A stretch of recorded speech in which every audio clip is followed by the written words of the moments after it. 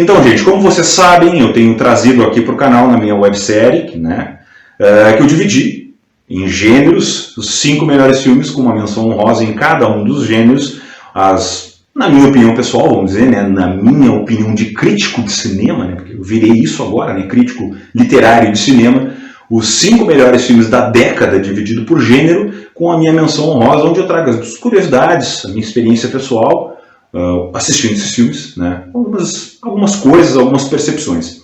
Hoje é a minha versão para os filmes de ficção científica, onde eu falo sobre a minha visão quando eu trabalhei numa locadora, o que foi o fenômeno aqui, né, na minha pequena cidade de Rolante, no Rio Grande do Sul, né, no interior do Rio Grande do Sul.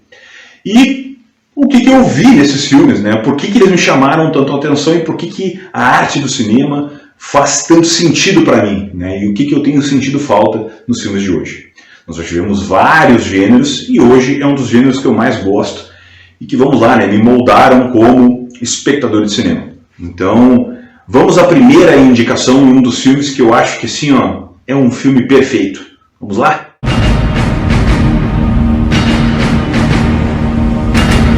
Vocês perceberam que eu não estou fazendo muita enrolação, né? Porque os filmes que eu escolhi para essa série de ficção científica são filmes que são ou continuações ou filmes que abriram franquias, né?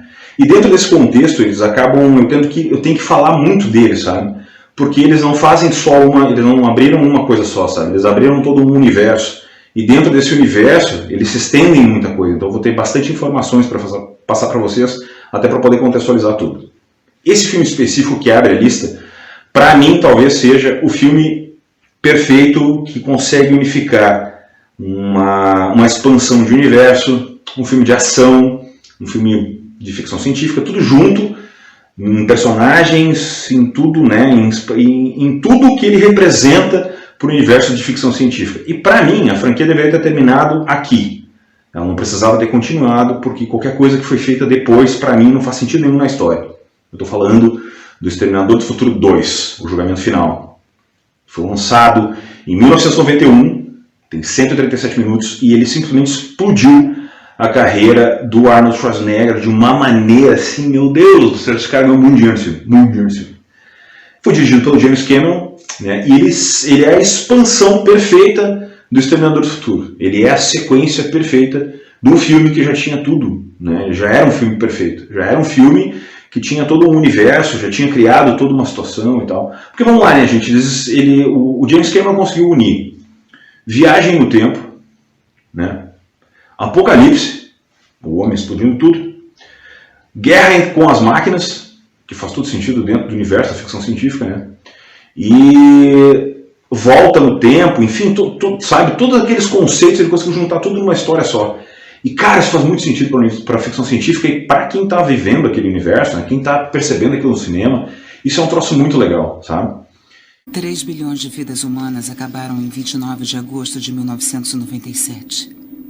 Os sobreviventes do Holocausto Nuclear chamaram a guerra de o dia do julgamento final. Eles sobreviveram só para enfrentar um novo pesadelo. E esse contexto vocês viram que, né, a puxada de ar que dá, né, parece que eu vou fazer revelações, meu Deus, muitas revelações. Quando saiu o Exterminador do Futuro 2, sabe, a ideia do Exterminador do Futuro 2 era uma coisa muito foda, porque o primeiro filme, ele deixou entreaberto, ele tinha possibilidade de continuidade, sabe, porque a Sarah Connor indo embora no Jeep e tal, sabe, fazia todo sentido dentro daquilo, sabe, aquilo fazia todo sentido. Ele disse que vem vindo uma tempestade. Eu sei. Porque ela estava indo de encontro ao universo completamente aberto para ela, sabe? Só que o crescimento que houve do 1 para o 2 era surreal, né? Aquele início das máquinas, sabe? A primeira pesada que o Android dá, e é, né, num crânio, aquela coisa toda, aquela abertura, é como se fosse, sabe, nós realmente estivéssemos no futuro.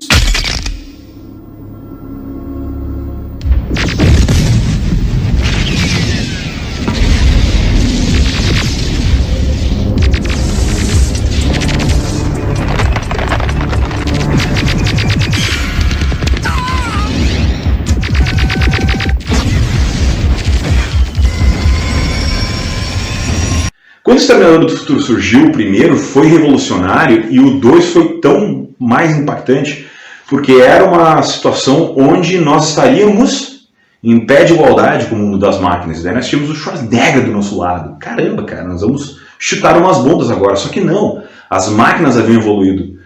Nós tínhamos pegado um velho para dar uma mão, sabe? Nós tínhamos pegado um Full que os caras estavam lá, ó, com outra coisa muito maior. E a tecnologia da Industrial Light and Magic era muito foda, sabe? Porque aquilo que eles fizeram na tela era uma coisa muito absurda. E basicamente não havia falhas. Os efeitos especiais eram muito bem feitos.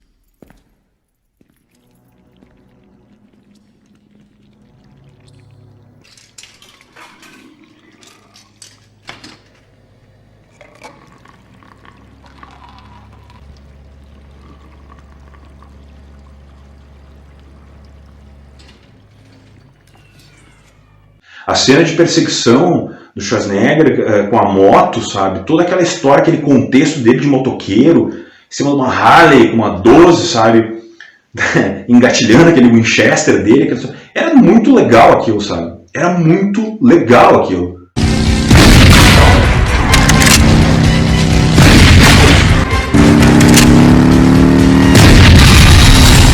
Então se criou toda uma parafernália, eu ia dizer parafernália, mas não é uma parafernália, é toda uma indumentária em função daquilo, e aquilo era uma história muito legal, muito legal.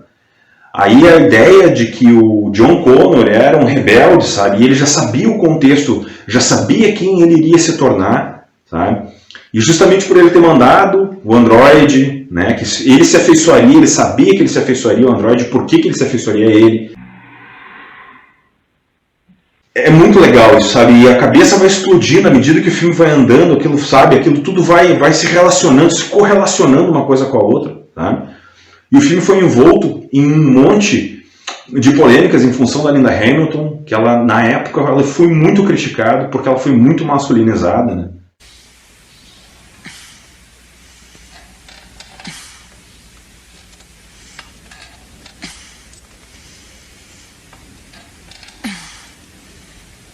A próxima paciente. Ela estava super musculosa no filme, sabe? Porque ela estava se preparando para ser uma guerreira e a galera, eu acho que, sabe, se assustou muito com aquela situação dela, super musculosa e tal, sabe, segurando a arma, enfim. Cara, diversos bordões, tudo muito bem feito, sabe? Teve todo um contexto e por isso que eu acho que o Exterminador do Futuro 2, para mim, ele podia ter parado. Porque ele foi um filme que custou 100 milhões e era uma coisa muito fora, assim, sabe? Muito fora, um filme ter custado aquilo. Ele faturou mais de 500 mundialmente, fora o mercado de home video, fora tudo isso, só de bilheteria ele arrecadou isso. Cara, Exterminador do Futuro 2, assim, quem não viu Exterminador do Futuro 2, sabe? Pelo menos o 1 e o 2, não sei, sabe? Não sei onde ficou, deve ter entrado em criogenia e ainda está recuperando o tempo perdido com alguns filmes, assim, sabe? Porque Exterminador do Futuro é daqueles filmes assim, ó, é essencial entender o cinema, para entender o cinema, pelo menos de ficção científica, sabe? Tu precisa olhar certos filmes. E o Exterminador do Futuro 2 tem que fazer parte desse rol de filmes, sabe? Ele tem que fazer parte, porque ele tem que estar ali dentro, sabe? Porque existem certos contextos que tu precisa assistir. Tem que assistir, sabe? Por diversos motivos. Pelos efeitos especiais, pela história, pela volta no tempo, por tudo aquilo que ele representa no gênero de ficção científica. Eu costumo dizer o seguinte, ó, é um filme que ele tem um ritmo tão bem acertado, ele anda tão bem, sabe? Ele anda num contexto tão perfeito, o filme inteiro, que as cenas de ação entram, sabe? Elas vão adentrando uma a outra, uma coisa vai acontecendo dentro da outra, e ele nunca vai esquecendo quem ele é. O conceito do filme nunca vai esquecendo quem ele é. É por isso que é tão importante. É por isso que é importante olhar o Exterminador do Futuro 2. Se vocês querem continuar, eu olhei todos, tá? Todos. Me arrependo amargamente de ter olhado os outros, tá? Mas, vamos lá, né? Nós temos o 3 daí, né? O 3. Nós temos o 3. Que eu não sei até hoje por que lançaram, porque não faz sentido o 3, né? Não faz sentido o 3. Depois do 3 tem um que é relativamente bom, né? Que é com o Christian Bale, que ele é relativamente bom. Que ele até faz sentido no cânone, mas ele não precisava ter sido lançado. Né? Eu não entendo qual é o sentido disso tudo, sabe? Por que continuar lançando a franquia? Porque o James Cameron terminou o 2, né? Ele concluiu o 2. Ele nenhum filme depois do 2 existe porquê daquilo, sabe? Nenhum deles faz sentido. Porque o 2 tem fim. O 2 termina. Qualquer coisa fora daquilo é emenda de roteiro, tá? Então, se você assistir o 1 e o 2, que são sequências diretas um do outro, e eles fazem sentido na história e eles têm por que existir, tá resolvido. Então, continuando. Então tem o 3. Se existe alguma coisa boa no 3, é Claire Danes ainda. Aí tem o outro que é com o Christian Bale, né, que seria o 4 então. Aí tem o 5. E cara, o 5, porra, sabe? Enfim, o 5... Sei lá por quê, né? Sei lá por que fazer o 5, né? Que daí tem a nossa querida amiga Daenerys. Não sei por que tem a Daenerys ali, né?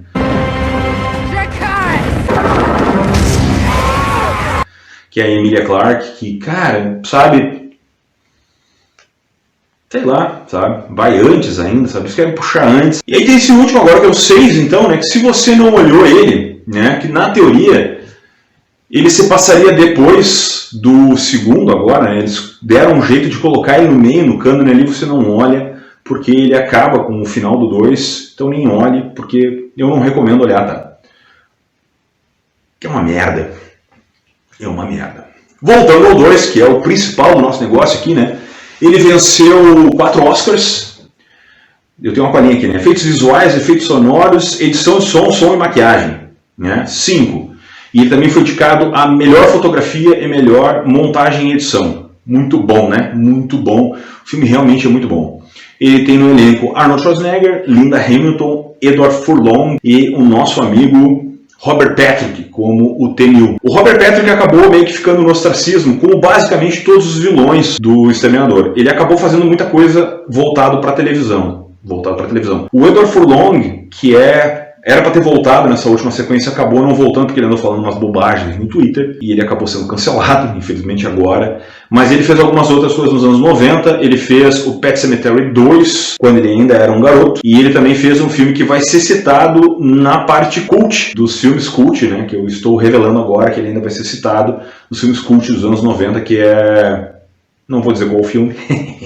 Mas ele aparece novamente em mais um filme da lista dos anos 90, que é um excelente filme, inclusive ele atua muito bem. É uma pena porque ele era um excelente ator. A Linda Hamilton fez mais alguns filmes, mas ela realmente teve sucesso no Exterminador do Futuro, e o Arnold Schwarzenegger, não preciso dizer porque o cara é mestre, o cara é mito, e está aí até hoje fazendo muito sucesso. Então o que eu tenho para dizer do Exterminador do Futuro 2 é isso, que você, se você não olhou, você precisa olhar. Vamos para o segundo filme, que eu já falei demais do filme, porque vocês sabem que eu gosto do Exterminador do Futuro, né? Se eu puder falar aqui, eu não paro de falar mais.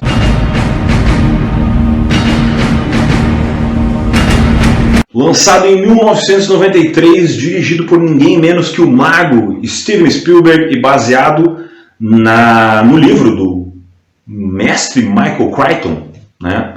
Que a minha amiga Marta agora vai se emocionar. Jurassic Park foi uma mudança no cinema, né? Lançado assim, quando ele lançou o Jurassic Park, eu já estava na locadora. O velho aqui já estava na locadora. Uma coisa muito legal, porque é o seguinte, o Jurassic Park teve uma jogada de marketing muito absurda. Porque assim, ó, ele foi... As indústrias do home video faziam um negócio muito legal, porque eles lançavam umas coisas muito diferentes, sabe? Eles escolhiam alguns produtos para fazer umas coisas muito legais. A história do Jurassic Park, se você não viu ainda, né, que foi adaptada para o filme, né? Eles fizeram uma caixa, que era uma caixa desse tamanho, né? Então a fita VHS era mais ou menos desse tamanho, né? Quem não conhece, né? Os jovens dudóbicos que estão olhando os vídeos aí, era uma fita VHS mais ou menos desse tamanho. Então eles desenharam, né? A caixa plástica dela era como se fosse um âmbar, né? Era como se ela fosse uma pedra, né? Da era mesozoica, se eu não me engano. Não tenho nem certeza, mas enfim, era como se fosse um pedaço de pedra. Então tu segurava aquela fita, né? Vamos imaginar, aqui nós temos uma pilha de papel, né? Vamos imaginar que isso aqui era fita, né? Então era como se ela fosse inteira aqui, o tamanho da fita, né? E a fita era aqui dentro, tu abria aquela caixa inteira, sabe? E vinha a fita no meio, então era um troço gigantesco assim, sabe? Eu vou deixar foto aqui para vocês terem mais ou menos uma ideia daquilo, sabe? Era muito legal aquilo, era um item de colecionador. E aquilo quando apareceu na locadora era uma coisa assim, pá, que coisa legal, sabe? Era muito diferente aquilo, era muito diferente. Então, todo mundo queria ver aquilo, queria pegar aquilo na mão e tal, aquela história toda.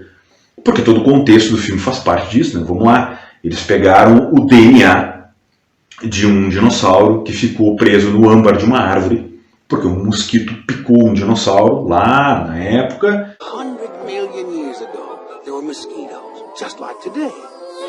And just like today, they fed on the blood of animals, even dinosaurs. Sometimes, after biting a dinosaur, the mosquito would land on the branch of a tree and get stuck in the sap. After a long time, the tree sap would get hard and become fossilized, just like a dinosaur bone, preserving the mosquito inside. Thinking machine supercomputers and gene sequencers break down the strand in minutes.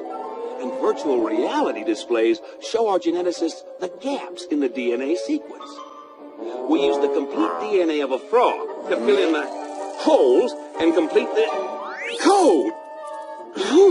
And now we can make a baby dinosaur. Eu não li o livro ainda, mas ainda vou ler tanto o Jurassic Park quanto o Mundo Perdido. O Michael Crichton é mestre nesse tipo de coisa, o cara é muito bom.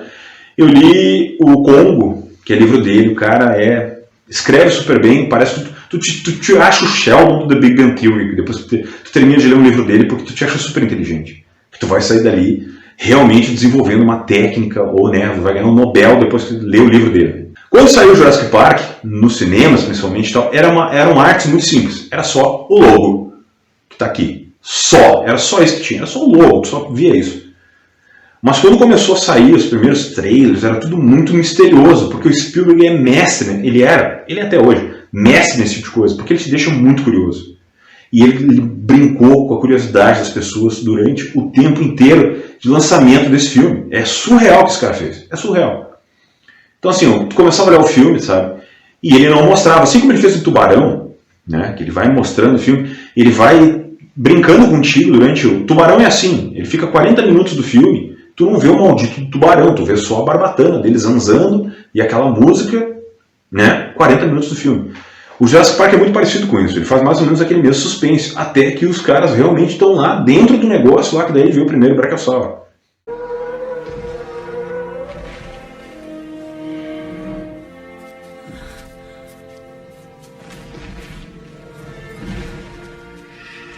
Aí tu fica, meu Deus, como é que fizeram? Porque vocês precisam pensar, lembrar que ele foi lançado em 93, tá? Em 93 saiu esse filme. Então nós estamos em 2021. Isso é muito tempo, sabe? Que evoluiu a indústria. Agora, sabe? Hoje a gente consegue ver aí filmes, sabe, com cenários inteiros construídos, sabe? É impressionante. Hoje tu consegue fazer basicamente todos os personagens, né? Hoje tu fazer um cara assim é extremamente fácil, né? Mas na época era um trabalho absurdo. Tanto é que tem uma curiosidade do cinema que eu vou deixar aqui.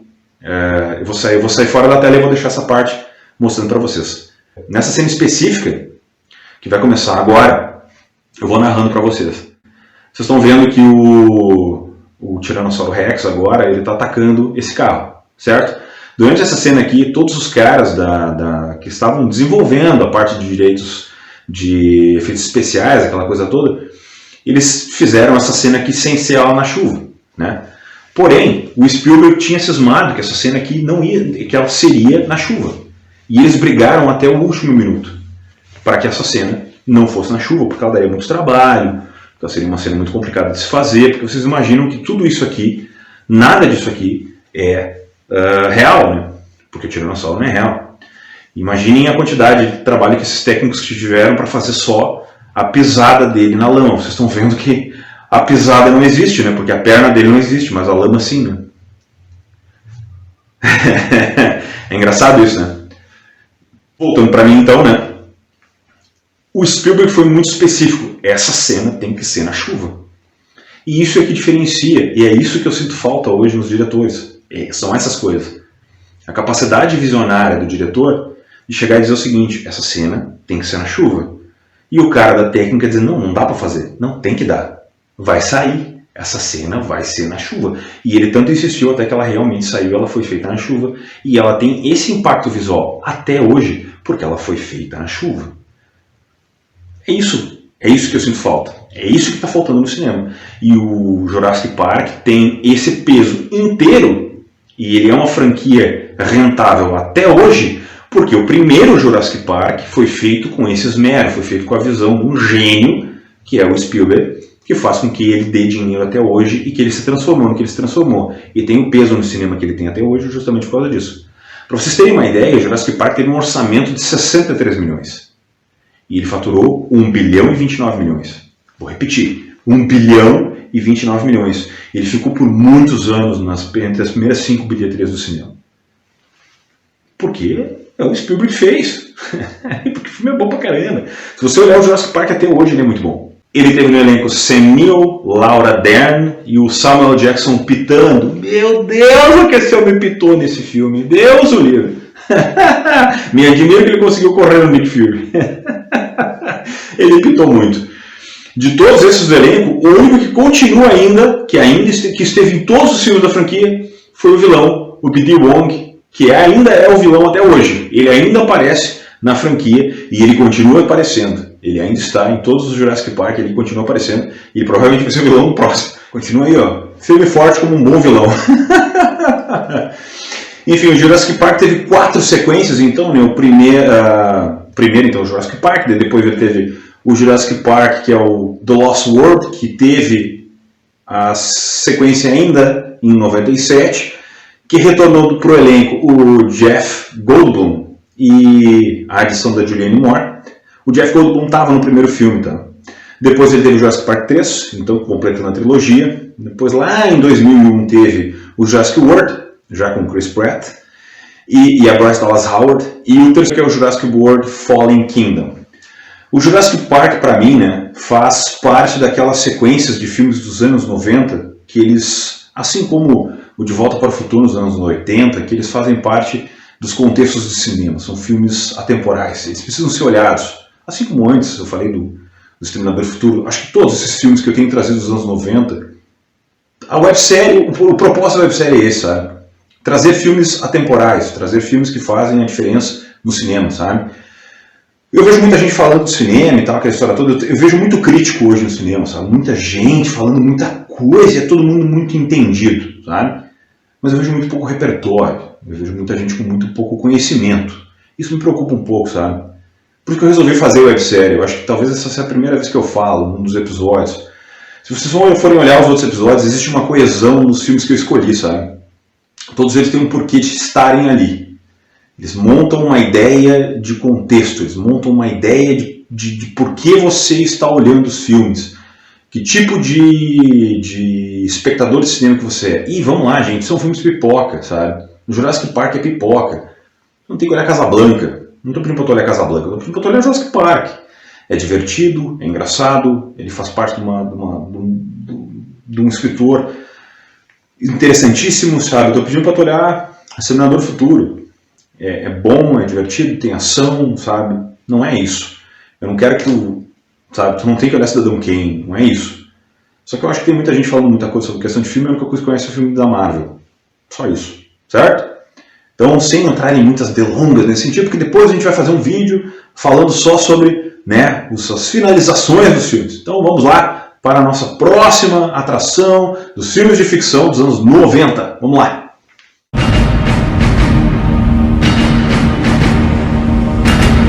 A ficção científica sempre foi um campo muito aberto, tu sempre poderia flertar com diversas coisas, porque tu não precisava ficar preso em uma coisa só. E se teve uma das coisas que flertou muito bem, especificamente nesse filme que eu vou trazer, que sempre flertou muito bem com a ficção científica, foi a comédia. Mas a comédia, porque teve um dos caras que conseguiu entrar muito bem nesse ramo, que foi o Will Smith. Porque o Will Smith é um cara engraçado, porque ele consegue ser engraçado, ele tem um time de comédia muito bom, eu gosto muito dele. Ele anda meio perdido agora, sabe? Mas ele fez muito sucesso, ele fez muitos filmes muito bons. Eu acho que sempre faltou um pouco de coragem para ele para fazer aquele Eu Sou a Lenda do jeito que deveria ser. Né? O final do Eu Sou a Lenda que ele fez ali, faltou um pouco de culhão para ele. Mas, né, independente do que for, nesse filme aqui, nessa franquia aqui, eu acho que o Will Smith mostrou que ele realmente é um cara versátil e que ele poderia, sabe, ele foi um dos caras que catapultou a ficção científica para um lado muito legal e que, sabe, tinha efeitos especiais, tinha um timing de comédia e ele e o Tommy Lee Jones fizeram um puta filme de dupla que tem, sabe, faz muito sentido. Estou falando dos Homens de Preto. Quem levante a primeira pedra, ou melhor, levante não, né? Atire a primeira pedra, os caras sem criatividade que nunca foram numa festa fantasia sem ser de Homem de Preto. Olha aqui, ó. Olha aqui, ó. Olha aqui, ó. Os jovens aí, os jovens de mais de 30 que não foram com seu amigo aquele, né, o seu parceiro lá numa reunião dançante, hein? Que não foram de óculos escuros e terno preto numa festa fantasia, ficaram parados num canto assim na festa porque não dançam um prego, né? Vestido de terno, dizendo que qual é a tua fantasia, magrão? A minha fantasia é de Homens de Preto, hein? E quiseram entrar na festa fantasia. Aqui, ó, quem já viu os vídeos da festa fantasia aqui, ó, das turmas de terça, aqui desse cara aqui que está nesse canal, eu sei o que eu estou falando, eu era obrigado a deixar os caras entrar na festa, porque eu não tinha como dizer que não. Não tinha como dizer. Como eu vou dizer para os caras que eles não estavam fantasiados? Eles estavam fantasiados, sim. Eu não podia dizer que não. Vamos lá então, né, gente? Dirigido pelo Barry Sonnenfeld, Os Homens de Preto foi lançado em 1998 e foi um sucesso estrondoso de bilheteria. O filme teve um orçamento de 90 milhões e faturou 589. Foi uma época de ouro da bilheteria porque os filmes de ficção estavam faturando muito dinheiro.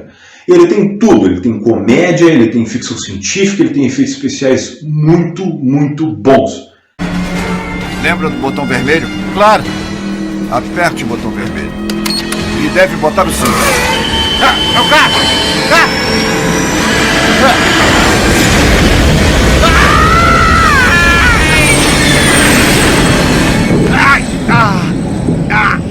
Está muito tenso. Você é jovem, tem que relaxar, aprender a curtir o seu trabalho. Gosta de música? Você está bom? O roteiro do filme é extremamente simples.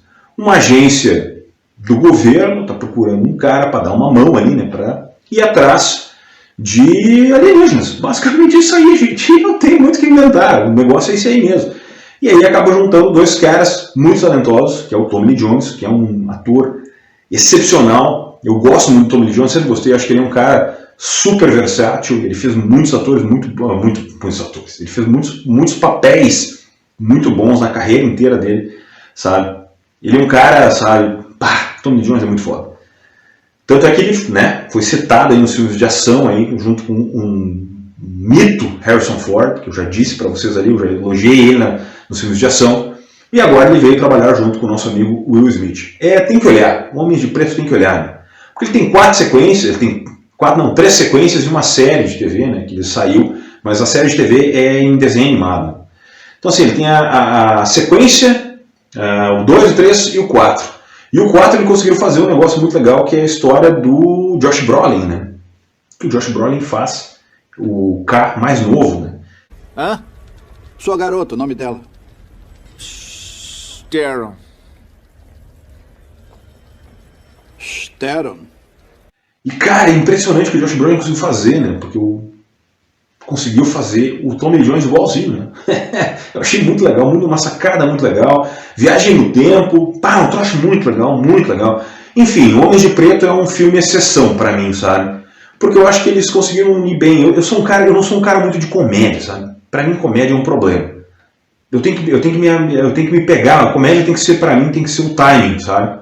Eu sou um cara muito chato pra comédia. E eu não sou muito assim daquela história, sabe? Mas esse aqui especificamente, acho que porque juntou o negócio que eu gosto, sabe? Que é a ficção, e conseguiu juntar as duas coisas ao mesmo tempo. E eu acho que é por isso que eu gosto tanto do Homens de Preto, porque ele conseguiu unir as duas coisas. Então, sabe? Homens de Preto é um filme legal, ele tem um clímax bom.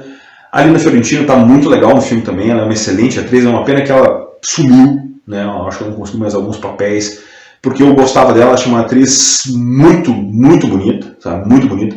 O Vincent D'Onofrio também está aí até hoje fazendo grandes filmes, fez os Sete Homens e um Destino, também um puta ator, ele acabou indo mais pro lado da televisão, né? Fazendo CSI, mas é um excelente ator também. Então, acho que é um filme que vocês têm que olhar, Homens de Preto, vale muito a pena, e marcou a geração, né? Marcou a geração, porque o Will Smith acabou se despontando como um dos atores mais reverenciados dos anos 90, e ele acabou trazendo essa fama dele toda, né? Ele acabou capitaneando grandes projetos, está um pouco perdido agora, porque a carreira dele acabou dando uma decaída, mas eu tenho certeza que ele vai se recuperar, porque ele é um cara que consegue fazer isso. Então, Homens de Preto é a minha terceira sugestão. E assim, ó, todos eles, todos os 3 primeiros, tiveram sequências, né, gente? Isso era uma das coisas mais legais, porque vocês percebem, né, que os anos 90 eles cravavam grandes obras com as suas sequências, né? Então vocês podem ver que foram tudo teve muito, dava muito dinheiro isso, gente, muito dinheiro.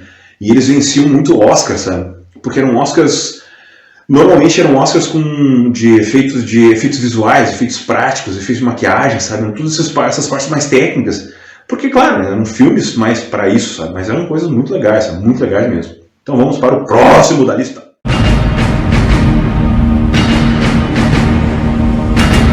Esse filme aqui é um dos mais emblemáticos dos anos 90, porque ele abre a década. É a junção do Paul Verhoeven com Arnold Schwarzenegger. Tem a Sharon Stone no elenco. Troço muito absurdo. E ele marcou a vida da grande maioria de uma geração, sabe? Porque era um negócio muito emblemático, muito emblemático. Baseado no conto do Philip K. Dick, o cara mais lunático da ficção científica, estou falando do Vingador do Futuro. Tan, tan, tan, tan. Ai, meu Deus do céu, cara, agora os nerds saltam da cadeira, né? O coração deles chega a palpitar. Que loucura, né? Que loucura. Como eu disse, ele é baseado no conto do lunático Philip K. Dick. O nome do conto é We Can Remember For You Who Sailed, né? Esse é o nome do conto, We Can Remember For You Who Sailed. E cara, é uma coisa muito doida esse conto em si, né? Porque o Philip K. Dick já é doido por si só, né? Porque ele era muito louco. E a jogada que foi feita no Vingador do Futuro é uma coisa, sabe? Ele era muito à frente do seu tempo. O conto por si só, né? Mas o filme mesmo, né? O ano é de 2084 e o Douglas Quaid, né, recorre a um implante de memória para viajar para Marte. Né? É aquela história, o cara bota um implantezinho na memória, vai dar uma viajadinha como se fosse um sonho na cabeça dele, ele vai viajar num sonho. O problema é que a imagem dele, alguma coisa sai errada, que daí ele passa a vivenciar aquela situação como se ela fosse real. Né? Então tudo aquilo que está acontecendo, que na teoria é como se fosse como se aquilo ali fosse uma mentira, né? Como se aquilo ali fosse uma situação, um holograma do que ele estivesse vendo, né? I'm afraid you're not really standing here right now. You're not here, neither am I. Passa a ser real. Então a ideia de que ele está lutando contra uma rebelião, né? Entre os marcianos e os terráqueos, aquela história toda, e ele acaba viajando entre os planetas. Mars was colonized by the Northern Bloc at enormous expense. I will not tolerate any further damage to our mineral export operations. Do you think you could play along? Yes, sir. Great. Because otherwise I'll erase your ass. A maneira como ele foi adaptado é muito ágil, sabe? Porque existe toda uma conspiração por trás daquilo, e ele tem um quê de espionagem muito legal, porque o Philip Dick era mestre nisso, ele colocava muita ação, ele é verborrágico dentro da situação. Mas, ao mesmo tempo, a direção é ágil do Verhoeven. Então ele vai tocando, sabe? Os personagens são bem desenvolvidos, aquela história toda, e eles vão andando bem.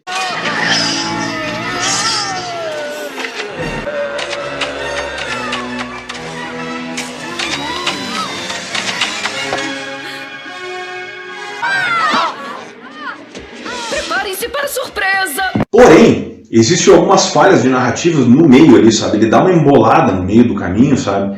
Mas isso é característico de alguns filmes dos anos 90, sabe? Existem alguns probleminhas no meio ali, porque tem alguns personagens que meio que somem e eles não reaparecem mais, sabe? Principalmente ali uma parte mais da rebelião. Mas eu acho que era mais em função de orçamento, algumas coisas assim, sabe? Talvez tenha sido algumas coisas nesse sentido. Nada que atrapalhe, sabe? É porque eu joguei muitas vezes, então tu acaba percebendo algumas coisas assim, sabe? Mas nada que seja muito fora, sabe?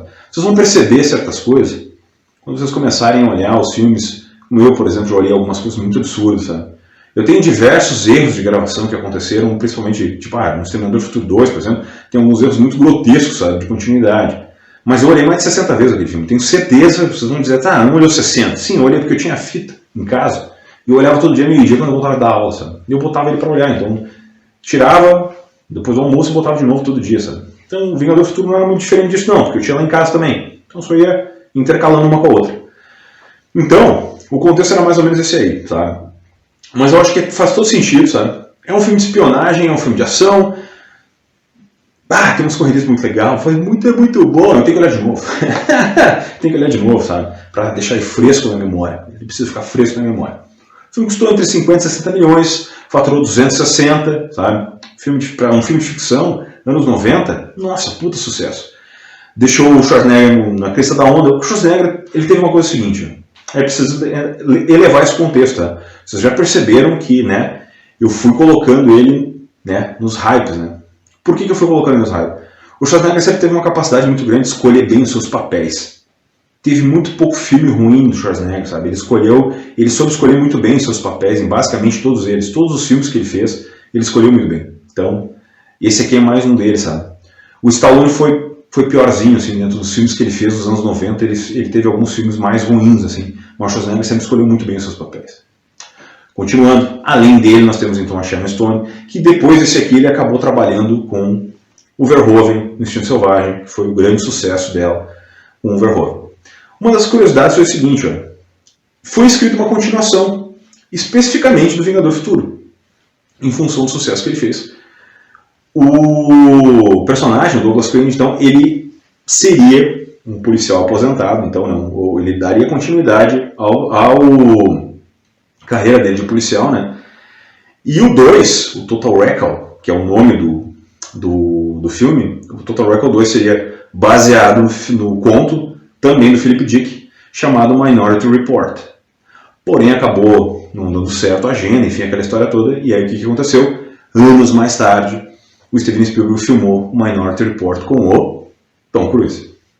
Vocês viram que legal a história? Mas é muito legal, essa é a curiosidade do cinema que o Rodrigão traz para vocês. E eu até fico feliz porque eu acho Minority Report um dos melhores filmes, uma das melhores colaborações entre o Spielberg e o Tom Cruise. Eu achei muito legal aquele filme, porque faz todo sentido, né? Aquelas loucuras do Philip Dick, eu acho que faz todo sentido. Se você não leu o Philip Dick, é interessante procurar. Você tem que estar meio inserido no universo da ficção, tá? Ele não é fácil de ler, mas ele é muito bom, vale a pena ler.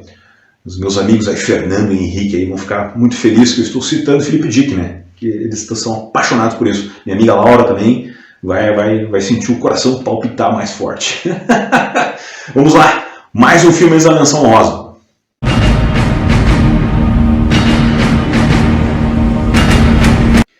E antes que eu esqueça, eu já ia me esquecendo. O Vingador do Futuro teve um remake em 2012 com o Colin Farrell, a Jessica Biel e a Kate Beckinsale. É uma bosta. Não olhem, tá? Não olhem.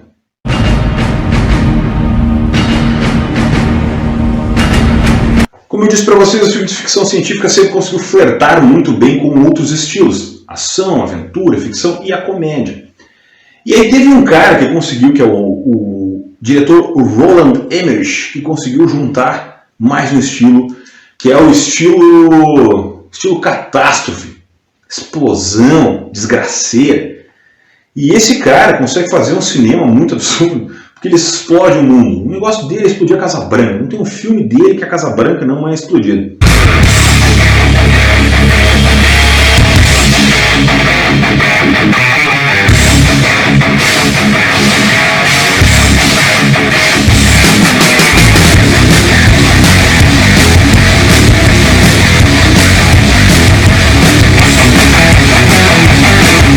E esse filme aqui, quando saiu, cara, era muito absurdo, porque todo mundo queria ver, né? O mundo explodindo, os alienígenas vindo explodindo o mundo. E esse filme aqui não é nada mais nada menos que o Independence Day, né? Aí vocês vão dizer, o Rodrigo dando filmes pipocas para a gente. Galera, eu só dou filme pipoca, porque filme pipoca é bom de olhar. É bom de olhar. E esse filme aqui, ele é um daqueles filmes assim, ó, você vai olhar, esse filme é bom, esse filme é muito bom. Não tem como não olhar o Independence Day e não gostar, cara. Não tem como não olhar, porque o filme ele custou 75 milhões, faturou 817 milhões. 817 milhões. O mundo inteiro no Independence Day. Caramba, gente. Will Smith chutando bundas de alienígenas. Chutando bundas, muitas bundas. Explodiu muita nave. Ele vai para o espaço. Ele fuma um charuto em cima do alienígena.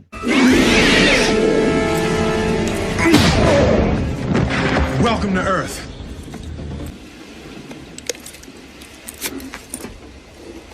That's what I call a close encounter. Como pode ser ruim? Como pode ser ruim? É muito bom o filme. Muito bom. Muito bom. Enfim, né? Vamos lá. Enfim, os alienígenas vêm para a Terra, né? Tomam conta do campinho aqui e começam a explodir tudo. E aí nada melhor que o presidente dos Estados Unidos, que casualmente era um piloto de caça, porque o presidente dos Estados Unidos é muito foda, né? Ele não é um velho caquético, nem um velho louco, ele é um piloto de caça. Today, we celebrate our Independence Day.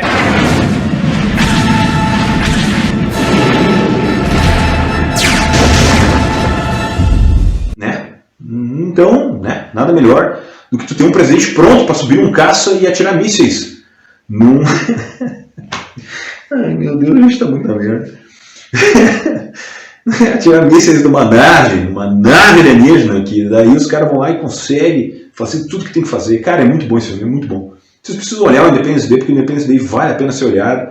É um filme divertido, é um filme interessante, e ele faz parte dos anos 90, porque os efeitos especiais são bons até hoje. É impressionante o que os caras conseguiram fazer, sabe, com os poucos recursos que se tinha, mas era o cinema já mostrando o que veio em função dos efeitos especiais. A partir dali foi feita muita coisa nesse ramo, né, do cinema catástrofe, aquela coisa toda. Mas realmente, os anos 90, esse filmezinho aqui é muito bom. E agora vamos para a nossa menção honrosa.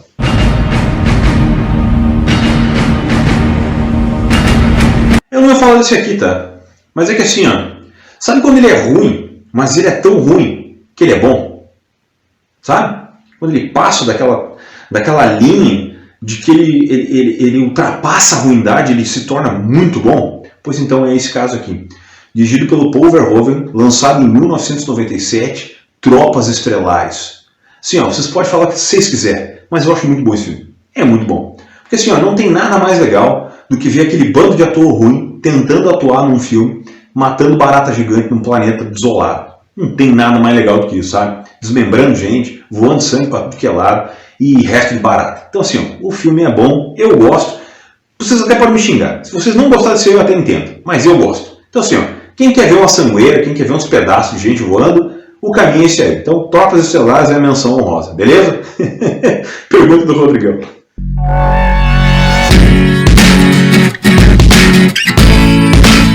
Para vocês, né, jovens ou pessoas da minha idade, né, que estão aí olhando essas listas, né, dos anos 90, o que não pode faltar no filme de ficção? Ou o que vocês consideram uma ficção científica boa, sabe? O que não pode faltar?